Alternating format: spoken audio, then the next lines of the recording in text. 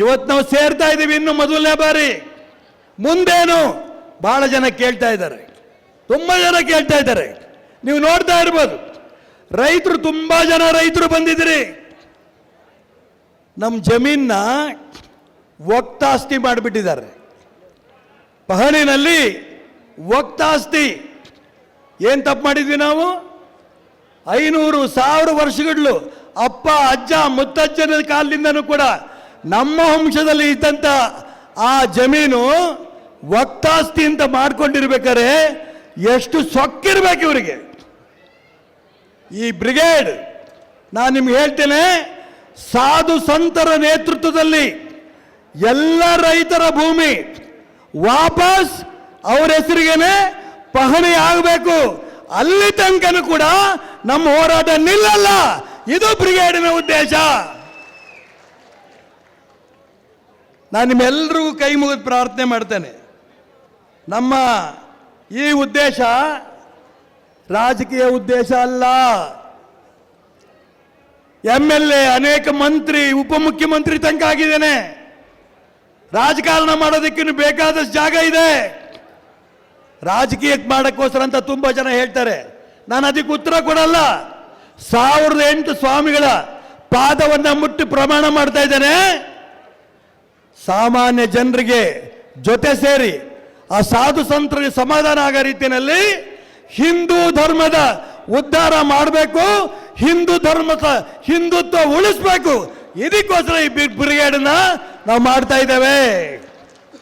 ತಾವೆಲ್ಲರೂ ಕೂಡ ಈ ಸಾಧು ಸಂತರು ಏನು ನಮಗೆ ಮಾರ್ಗದರ್ಶನ ಮಾಡ್ತಾ ಇದ್ದಾರೋ ಆ ದಿಕ್ಕಿನಲ್ಲಿ ಬರುವ ದಿನ ನಾವು ಮುಂದುವರಿಯೋಣ.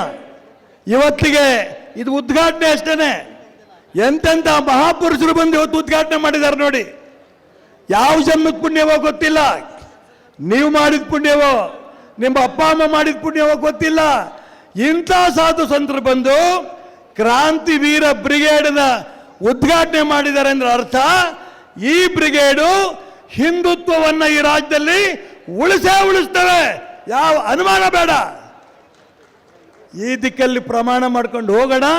ಬರುವಂಥ ದಿನ ಆ ಸಾಧು ಸಂತರು ಏನೇನು ಕಾರ್ಯಕ್ರಮ ಮಾಡಬೇಕು ಅಂತ ತಿಳಿಸ್ತಾರೆ ಗೊತ್ತಿಲ್ಲ. ಅನೇಕರು ನಿಮ್ಮ ಊರಿಂದನೇ ಬಂದಿದ್ದೀರಿ. ಸರ್ಕಾರಿ ಬಸ್ ನಿಮಗೆ ಒಟ್ಟು ಕೊಟ್ಟಿಲ್ಲ. ನೀವು ಕೂಲಿ ಮಾಡಿದ ದುಡ್ಡಿನಲ್ಲಿ ಗಾಡಿಗಳು ಮಾಡ್ಕೊಂಡು ಬಂದಿದ್ದೀರಿ. ಯಾರಿಗೂ ಕೂಡ ಒಂದು ಪೈಸಾ ಕೊಟ್ಟಿಲ್ಲ. ಆದರೆ ನೀವೆಲ್ಲರೂ ಕೂಡ ಸಾಧು ಸಂತರ ಮಾತು ಕೇಳ್ತೀವಿ, ಹಿಂದುತ್ವವನ್ನ ಉಳಿಸ್ತೀವಿ ಅಂತ ನೀವೆಲ್ಲ ಬಂದಿದ್ದೀರಿ. ನಿಮ್ಮೆಲ್ಲರೂ ಕೂಡ ಸಾಷ್ಟಾಂಗ ನಮಸ್ಕಾರ ನಾನು ಮಾಡ್ತೇನೆ. ನಂತರ ಬಂದು ಇಷ್ಟು ವರ್ಷ ಆದರೂ ಕೂಡ ನಮ್ಮ ಗೋವಿಗೆ ಕಡಿತಾರೆ, ನಮ್ಮ ತಾಯಿನ ಕಡಿತಾರೆ ಅಂತ ಆದಾಗ ಯಾಕ್ರಿ ನಾವು ಬದುಕಿರ್ಬೇಕು?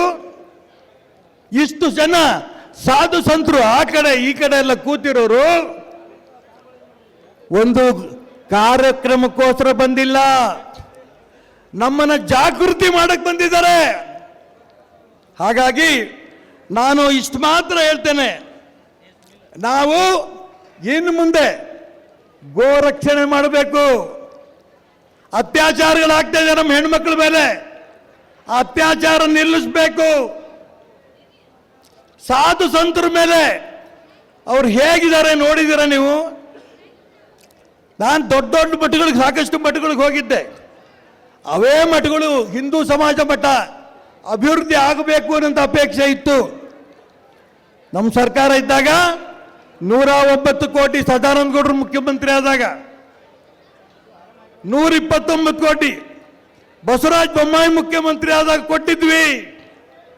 ಆದರೆ ಕೂತಿಯರಲ್ಲ ಆ ಕಡೆ ಈ ಕಡೆ ಸಾಧು ಸಂತರು, ಅವ್ರ ಮಠಗಳಿಗೆ ಬಹಳ ಮಠಗಳಿಗೆ ಹೋಗ್ಬಿಟ್ಟು ಬಂದೆ ನಾನು. ಕಣ್ಣಲ್ಲಿ ನೀರು ಬರುತ್ತೆ. ಆ ಮಠಗಳು ಯಾವ ಪರಿಸ್ಥಿತಿ ಇದೆ ಅಂದ್ರೆ.